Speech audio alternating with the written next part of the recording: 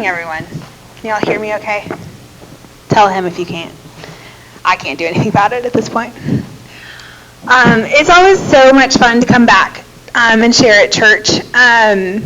Every time I tell my story and every time I talk about, just how I got to the mission field, this church always plays a big part in that story, just because I was influenced by the missionaries I met in this church. I was encouraged to be involved in missions by people in this church, and you guys have made that possible in so many ways. I'm sorry, it's very loud. Okay, we're good. Just can hear myself breathing. So, all that to say, thank you. I've noticed when I've come back, I get a lot of the same questions, and I thought it'd be fun to take those different questions that I've gotten and to do a sort of like a frequently asked question presentation. So some of these might be questions you've asked or have wondered about. Some of them may be things you have never thought about. But hopefully it'll be informative. If you guys have questions at all while I'm talking, feel free to shout them out, or you can keep them till the end, and I'll give you a chance to ask at the end as well. So the first question I get a lot is, where have you been? A lot of people will ask, like, how's Africa? I'm like, well, I'm sure Africa's great. I just have never been there before. I am in Papua New Guinea, which is just north of Australia. I can walk over here and show you. So here is Goroka, which is the town that I live closest to. Just for those of you who know Jason, he lives up here in Wewak. It's about an hour flight between the two towns. But I live high up in the mountains in the central part of the country. It's very, very lovely, very beautiful up there. We're about, I want to say as the crow flies, probably like 50 to 60 miles from the ocean, but it would take probably 7 or 8 hours to drive down there just because of the condition of the roads. So we're pretty far from the beach, all things considered. Here is just a picture of the center I live on. I live at our main headquarters, which is called Lopulo Center. Again, I can show you. I live in this house right here. The picture makes it look very flat, but it's actually like straight up a hill. So I live at the bottom of the hill, which I'm always grateful for. And I live sort of in the middle of a bunch of different office buildings. And but yeah, it's the center I live on. It is as I said, the main headquarters. It's where our main supply is. It's where we have our school. We have a guest house. We have like a center operations crew that keeps us all running, and it's also where our leadership works, and our IT department, and a lot of different support departments that keep us going. So it's a very fun place to live. It's very much like a little town, very much like the little town I grew up in.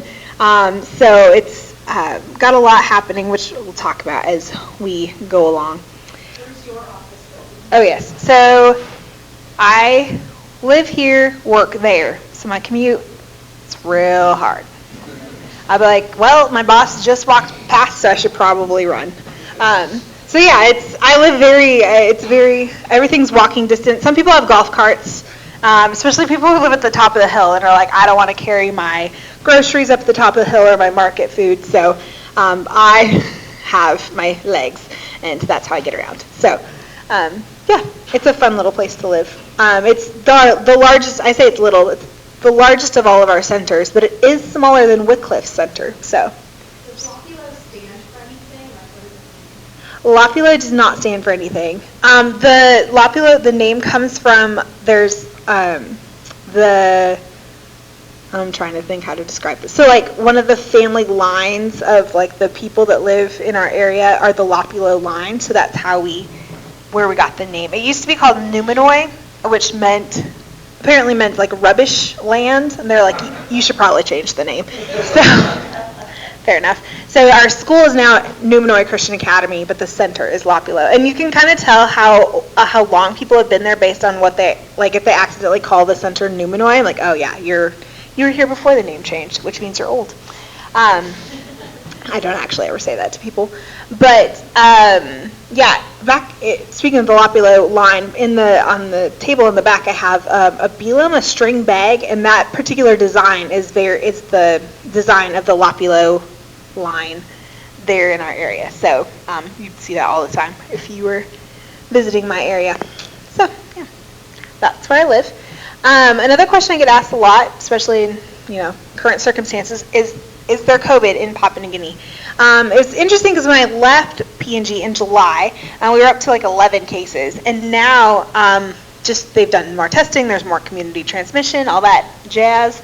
We're up to over 500 cases in the country, so definitely an increase. There's likely more that just have never been tested. There have only been 5 documented deaths from COVID, which is really quite low. Again, part of that might be because people just have not reported things or whatever. There could be lots of different reasons.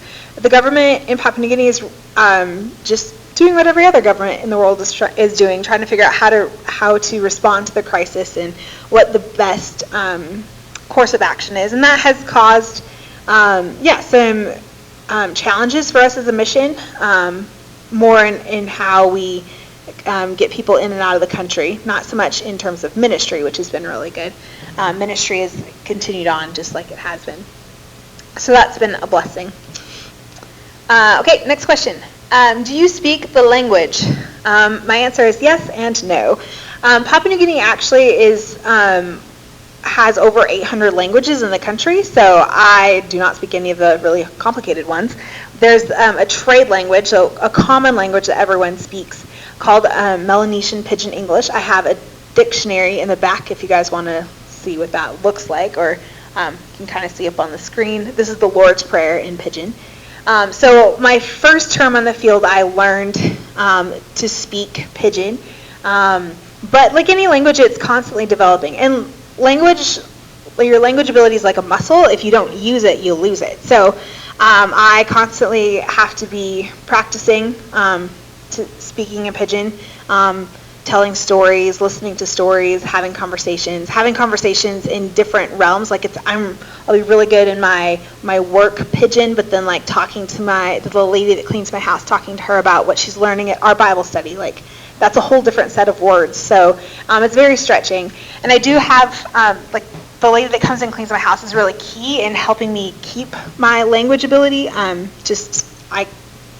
Having conversations with her about what her kids are doing or what her grandkids are doing, or what's going on in the village. That's all very important, not only to practice my language, but also just to continue learning more about the PNG culture and their way of thinking.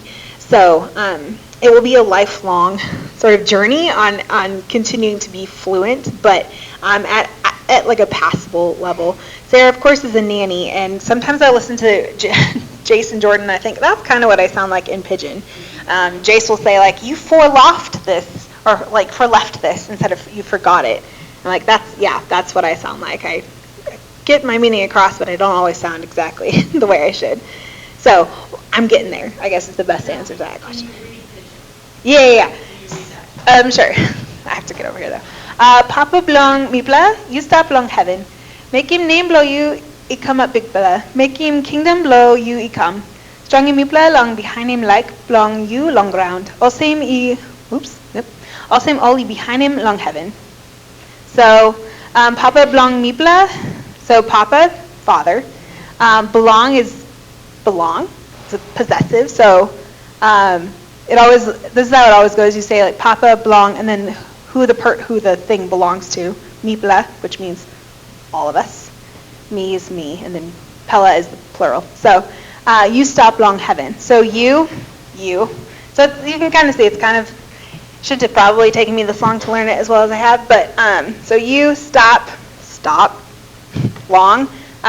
Long is the preposition, so, and then heaven is heaven. So some ways it's very similar to English, and others are just complicated. Like making and working are, they sound like they should be make and work, but they're actually the opposite, and I can never remember what word goes where. And my work Mary, the lady that cleans my house just sort of rolls her eyes and is very patient.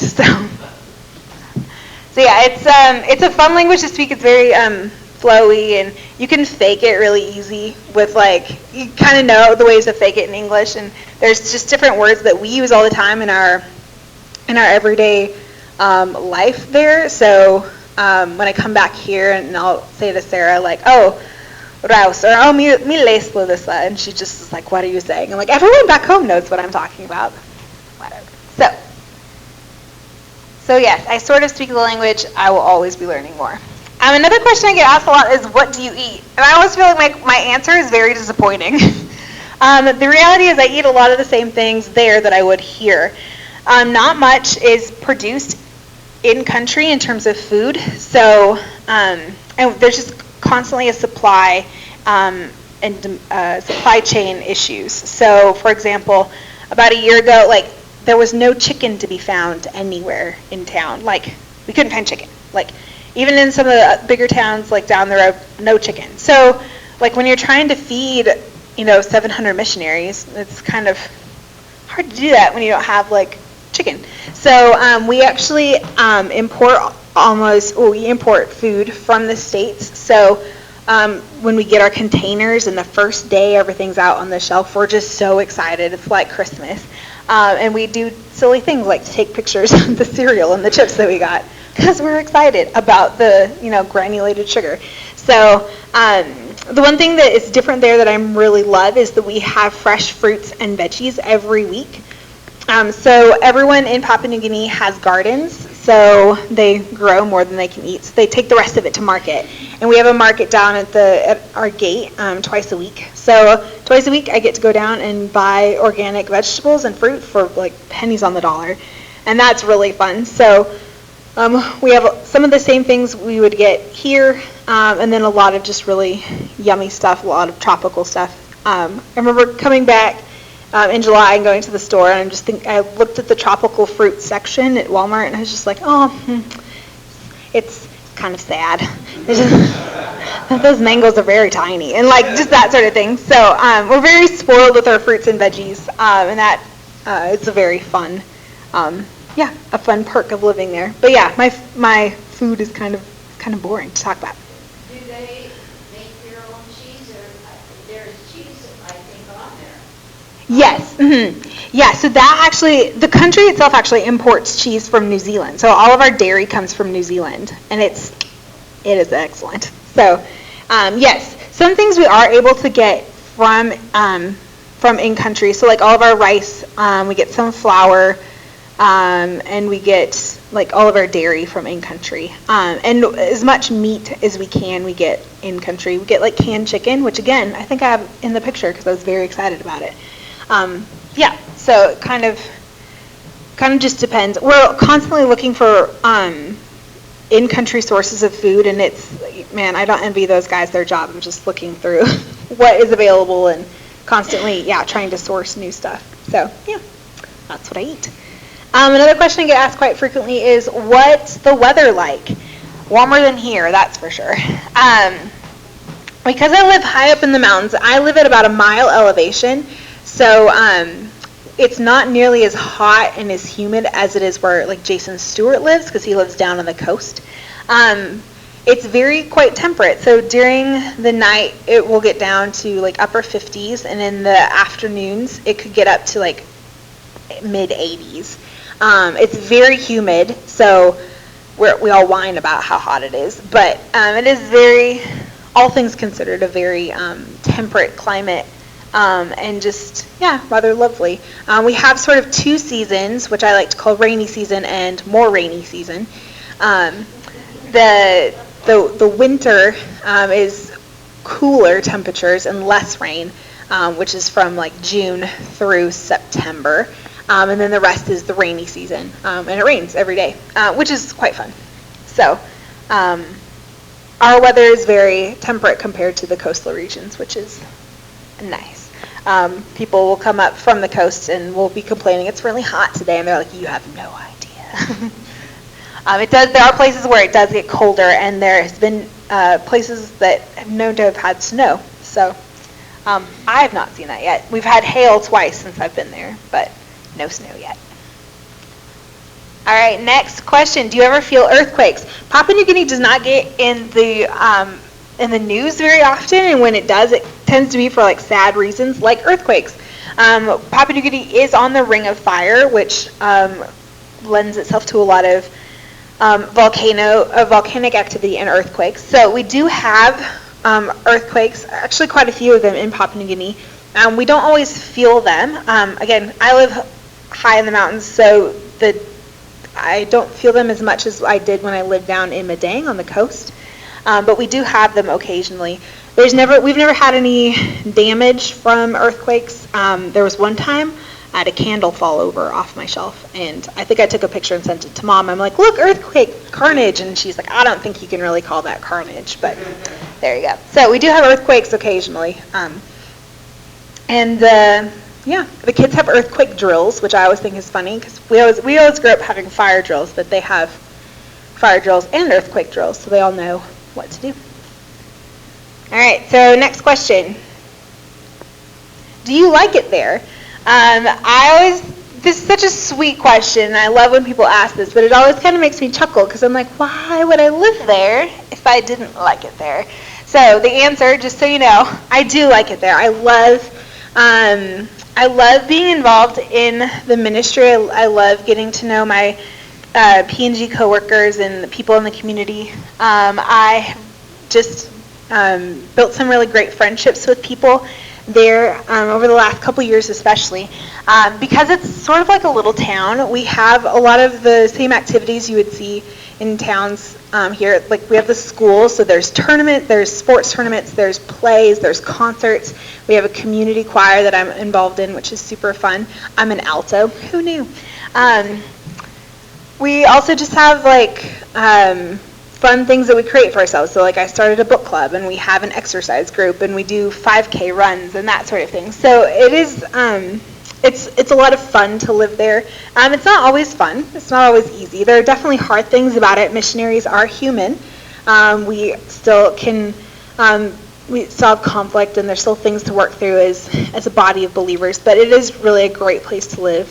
But it's also great because I get to be involved in something that's long-lasting. So I know that the work I'm doing there will outlast me, and it will continue to go forth as people hear more about who Jesus Christ is and trust in him, and then take that message to more people. And that's really like the most exciting part about being there, which leads me to the next question. How many churches have been planted? Let's take a drink real quick. Oh. Sorry about that. All right, so how many churches have been planted? Right now we have around 44 active works in the country. In the history of New Tribes in the country, we've engaged in over 70 different language groups. Like I said, there's over 800 in the country, so there's still a lot of work left to be done. We're not the only mission organization there, but we're one of the bigger ones there, and we've been there longer than a lot of other ones.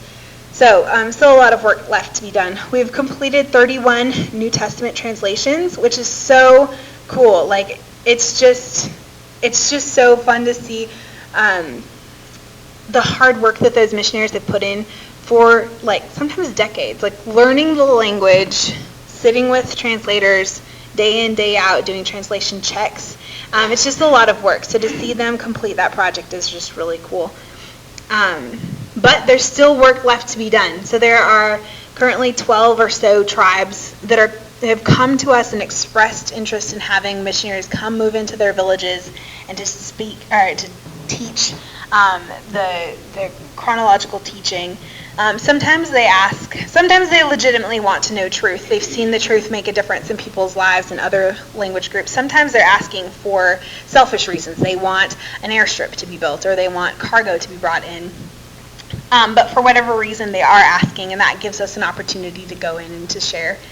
So there's those locations there. I think at any given time, there's probably 30 different tribes that are like language groups that are on a list that New Tribes would like to. If we had, 90 more missionary families, we would go into these tribes. So just a ton of work left to be done. There's also a bunch of teams who have started out as a 3-unit team, but for various reasons those team members have had to leave.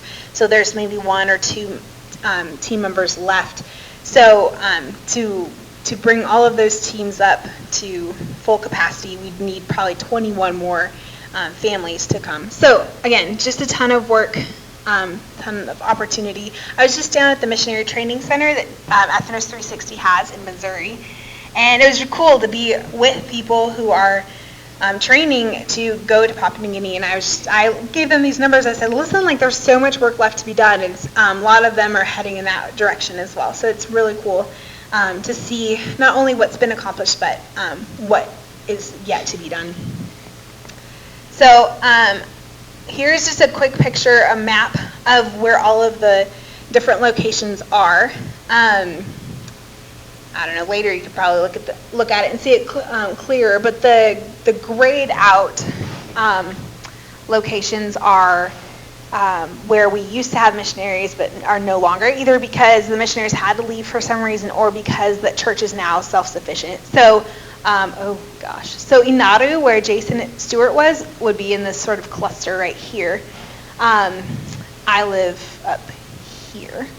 And then the different colors just represent the different regions of the country. Obviously you can see like there's still large parts of PNG that we do not have any missionaries in. We've looked into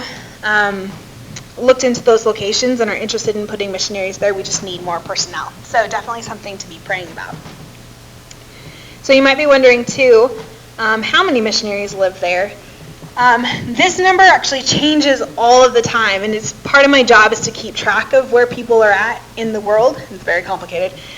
So when it's hard to like nail down how many people are in country, I would have to look at like how many are there today and how many are there tomorrow, because people are coming and going all the time. But if you were to look at everyone who is assigned to NTM PNG, we'd be talking about 700 people. And that includes everyone who is sort of pre-field. They're working on going through the candidate process and raising support and preparing to go. Everyone who's in country and everyone who is currently on home assignment like me. So I'm included in that number. There are over half that number is, or around half the number is kids. So they could just about take us if there was an uprising. So yeah, just a lot of people to keep track of. But just a great team to work with. There are over 15 different nationalities currently working for NTM PNG, so getting to know people from different cultures has been really interesting and really fun. My neighbors are German, and it's just been fun to see kind of the different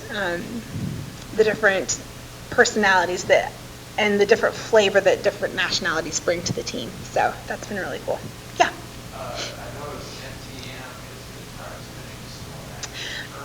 That's a great question.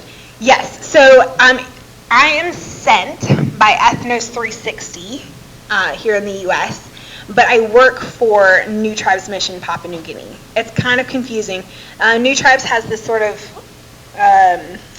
umbrella concept called the Global Partners. So there's all of these different organizations around the world who have come to an agreement of like, this is how we do ministry, these are our core values, and that sort of thing. So New Tribes Mission and New Tribes Mission Papua New Guinea and Ethnos 360 are both a part of that Global Partners. So some fields like Brazil are a field, so they receive missionaries from other countries, but they also have a training center and they send their own Brazilian missionaries. So we're not quite to that point in Papua New Guinea yet. We'd love to get there eventually, and that's the goal. But yeah, so that's why I talk about New Tribes more than I talk about Ethnos 360, because that's who I work for there. It's confusing. I was just talking with a friend of mine down at Missouri. She and her husband served in our aviation department. They're back home getting more training, and they'll be returning to PNG. But yeah, we're talking about the Global Partners concept, and we're like, it's very confusing. And she's like, and they don't explain it at MTC either, so I don't know. Yeah, so a lot of people. So like 15 different nationalities, and each of those different countries has their own sending entity. And sometimes it's small. Like we have a couple from South Africa, and I think they're like one of like 4 other South African families that serve with New Tribes, and others are, from the U.S., where there's a lot of us. All right, next question. What do you do? When I've noticed that whenever I explain my job to people, their eyes just sort of glaze over. What I do is very administrative. My official job title is the personnel administrator. So basically that means I work on our personnel team, and I keep track of people and their government documents. So everyone has to have a passport, a work permit, and an entry permit in order to come to the country. I've already lost Sarah. She's already sort of glazing over here. I told you, it happens so quickly. So I just make sure people do their paperwork. And they love getting emails from me, I'm sure, because I make them do paperwork. But as sort of nerdy as it sounds, I love it. Like my last day of work, I literally said the words, "Ooh, a color-coded spreadsheet, my favorite." And my coworkers just looked at me like I'd grown another head. It is really just, I feel like in so many ways I have found like the thing that I love, and it's just so fun to be able to do the thing that I love and that I'm good at and make a difference in church planting. Who knew that like you needed administrators in church planting? There's a verse in Ephesians 2 where it talks about how God has created good works in advance for us to walk in, and I feel like that's just that's just what I've experienced in my life there in PNG. Part of just being in the office also means that I sit in a lot of meetings, which I also love. I'm weird, you guys. I'm so weird, but I love meetings. And I thought it was fun to included this picture. I'm taking minutes for a meeting that Jason Stewart was a part of. So it was consultants from all different areas of Papua New Guinea who do all sorts of different consulting work. So like these people are literacy consultants, and then Jason's are like loan translation consultants, and then over there was like church planting guys. So yeah, it was fun. It's fun to get in on some of those meetings and to be a part of that. I also, for the last 2 years, have been able to teach Bible class for our junior high girls at the Christian school that we have there, which is probably the most challenging thing I've done the entire time I've been on the field. Junior high girls can be a bit scary at times, but we got along well, and it was just really fun to teach them and to learn a ton of the material I was teaching. And to be able to serve in that capacity. I've also been a part of our center leadership team. It's sort of like a city council type thing where it's a group of people that make decisions about how our center is going to work. So that's been challenging at times, but really rewarding to serve in that way. And I also have been a part of our care team. Missionary life can be hard, so we need, there's a group of people, and we're just dedicated to making sure that everyone's doing okay, to encourage them when they need help. Sometimes it means going over and helping pack up their stuff, or organizing, sending like cookies into the bush for Christmas and that sort of thing. So to be able to be a part of that has been really fun as well. So that's what I do. I keep busy. Some days I get to the end of the day, I'm like, I'm not really sure what I did today, but I'm very tired. But it's always different. Every day is just a little different from the day before, which I love. I know some people don't, but I do. All right, so what will you be doing when you go back? Another question I get asked. So for the most part, I'll be doing the same thing, back into administration, probably back on the care team as much as I can. There are some changes coming. Our organization is looking at ways that we can shift some of our administrative stuff off-site to people back in the U.S. or back in another home country. So my job can very easily be done from the States. So my job might be carved up a little bit, and I'll be doing something a bit different.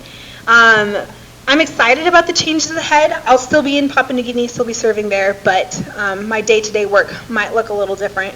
And even though I'm excited, it's just, there's always like that bit of nervousness as I go back into something that's uncertain and different. But I know I serve on a great team, and I know that ultimately God will use me wherever I'm at. So I'm excited to be heading back. Hopefully we'll be going back in January. So we'll see how that works.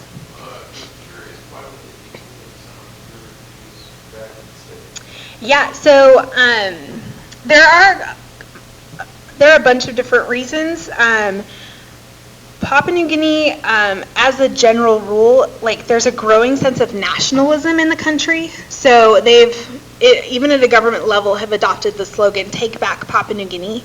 And the idea is take it back from the expats. So they don't necessarily love that there are Australians or Americans or Chinese or other nationalities coming into the country and having jobs. So they're looking at ways that they can reduce the number of expats coming in the country. So we've been responding to that in various ways across the board in our organization. And one of the things our support director realized is that like some of these jobs, like rather than fight to get them a work permit and deal with the government and that, we could just have them be in the U.S.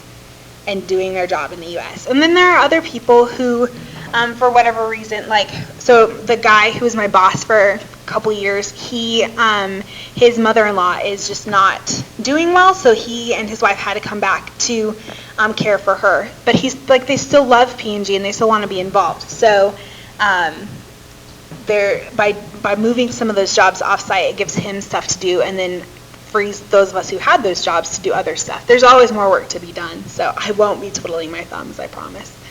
But yeah, that's just a few of the reasons why they're looking at making some of those changes. So yeah, it's really exciting, and looking at how we're constantly looking to see how we can train P&G citizens and how we can hire them in our roles instead of having missionaries in those roles. So yeah, just a lot of potential in that. So yeah. Yeah. What percentage of the population is Christian besides So on paper, like if you were to look it up, they would say probably 98% are Christian. But then when you really talk to the people, you realize that you look at different locations. So for example, Inaru, where Jason Stewart was, when they went in there was a church. There was these people that gathered every Sunday, and they did this thing every Sunday, and but then the rest of the week they would do their just everything they did was to appease the spirits, and you could tell that there wasn't a true understanding of the gospel. They hadn't really heard the gospel in a clear way, so they were mixing this form of Christianity with their animistic spirit beliefs. So that's what you find all over Papua New Guinea. You find people who lotu, which is their word for church, but it's more of an encompassing, this is how we get to God. We lotu. So we do good things, and we give the offering, and we go to church, and we don't drink beer, and we don't chew betel nut, and we don't do these things. And it's really just a works-based salvation. It's not salvation. So these people say they believe in God, but really what they're believing is their own works and their own spirit belief systems. So that makes it really complicated, because people are really good at talking the talk, and they're really good at saying some of my dearest friends and coworkers in my office, they can tell you what the gospel means, but they are trusting in their own works to get them to heaven. They are trusting in, and they still and it's heartbreaking to see you act like you say you know what it means to be saved, but you don't. You're not trusting, and it's so many people would say that they're believers, but truly they're not. They don't understand the gospel. So that's really quite one of the reasons why it's so important that missionaries go in and they learn the language. They learn not only what the words are, but what the meaning behind the words. So like I said, lotu. So I lotu, I go to church. I'm oh, well, that's good. But what does that mean? Well, it means that I am relying on all of this to get me to heaven. So when they go in and they understand what the people mean by what they say, then they're in a better position to replace that belief system with truth. Often you'll hear stories from different bush locations, and they'll say, like, we heard the name Jesus, and we thought we knew who he was, and we thought we knew all this stuff, but, like, then the missionaries came and they taught us truth, and now we understand, and now we know. So, yeah, it is just, it's a very, very complicated situation, because Papua New Guinea's had missionaries for centuries, but there's still so much misunderstanding and so much work to be done there still. Sorry, does that answer your question? Okay. Yeah, it is quite weird to, like, look at, like, if you're to Google it and, like, oh, 96% Christianity, like, why are we sending her there? Why are there missionaries there? But yeah, there's still so much misunderstanding there. So, all right, last question. How can I pray? Obviously, I didn't put this up there, but, like, I would always cover your prayers for my walk with the Lord and my walk with my coworkers and just our relationships and just unity, health, all of those good things. 4 things that I did put up here that you can pray specifically about. My home assignment time. Obviously, I'm back. Pray that I'm productive while I'm home. There's, doctor's appointments and that sort of thing to see to. I'm also still working a bit on stuff from Papua New Guinea, projects that I just can never get to while I'm there. So, just that I would be productive. Travel. I have churches that I'm going to pretty much every Sunday. I just finished a big trip to Missouri. I know you guys were praying for that, so thank you. I have a few more trips planned, or that I need to plan more accurately. And just pray for rest. I came back and I was pretty tired. I don't think I really realized how tired I was until about a week into quarantine. And I was just like, I just don't want to do anything. I just want to take a nap. Just pray that I would rest and be rejuvenated before I go back. I'm also looking at raising some additional support. We as an organization, as members of the organization, fund our own ministry. So, like, all of the bush missionaries pay for their own flights in and out of the bush locations. They pay, obviously, for all their own food and living expenses. I pay for my own living expenses. And if ever I have to go to Port Moresby or travel for work, I pay for that ticket as well. So I've done a lot more of that in this last year, last 2 years, so that it can get expensive. So, I'm currently at 84% of what our organization recommends for monthly support. So, you can be praying about that. Be praying for the COVID situation in the country. Again, like, the government's trying to figure out how to best respond to this situation. And that has created some headaches for us as an organization. We had a bunch of people leave the country in April. School was canceled for the last term, and a bunch of them had seniors that they were wanting to get back and get settled, or they just had a home assignment coming up. So, but we've not been able really to get people back into Papua New Guinea. It requires special permission, and currently Australia is limiting the number of people that can fly into the country, so airlines have canceled flights into Australia, which is the way we need, the route people need to take. So it's a bit of a mess right now. Pray for the leadership in Papua New Guinea as they're trying to figure out what the best route to get people back is. Pray for just the support team. They're tired and they're wanting some replacement and some additional help in the country. But praise the Lord that, like, regardless of the work or of the COVID situation, things started happening in earnest in March, and a couple weeks after everything started and things started shutting down, 2 different locations started going through the chronological Bible teaching. A third one started in June, and at this point now, all 3 of those locations have a baby church, and that was all during COVID. And guess what? COVID didn't stop the gospel going forward, and I just think that's so cool and something definitely to praise the Lord for.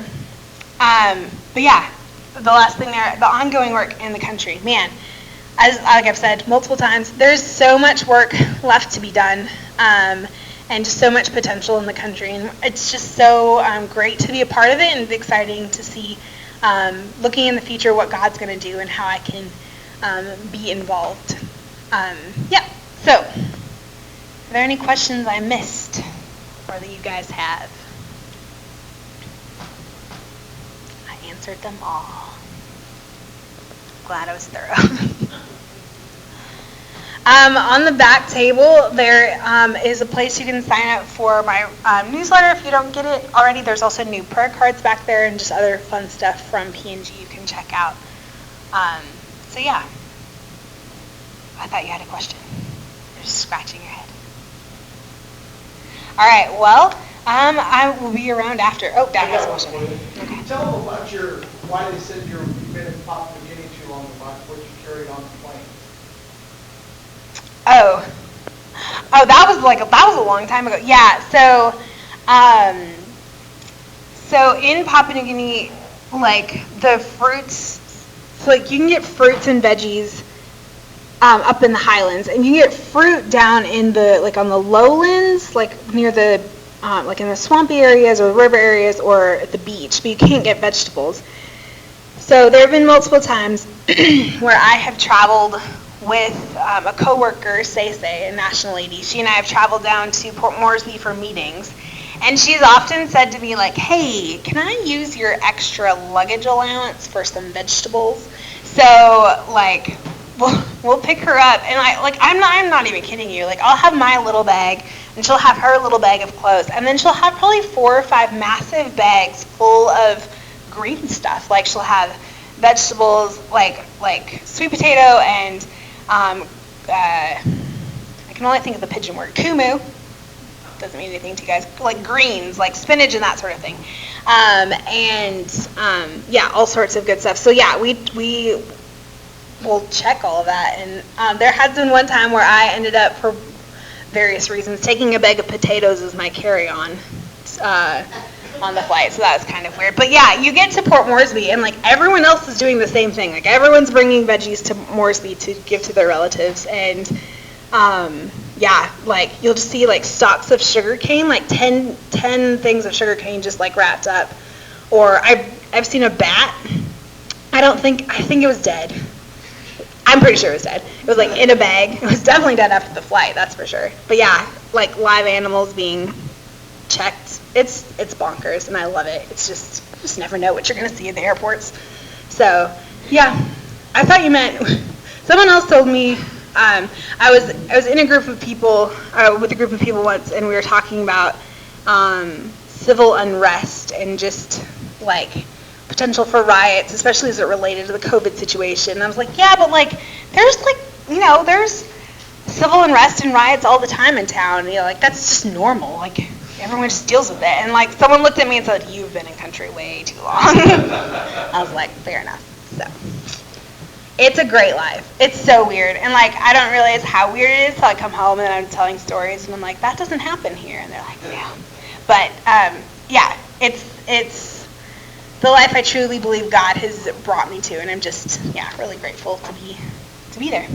So yeah, if you guys have questions, find me after. You know where I live.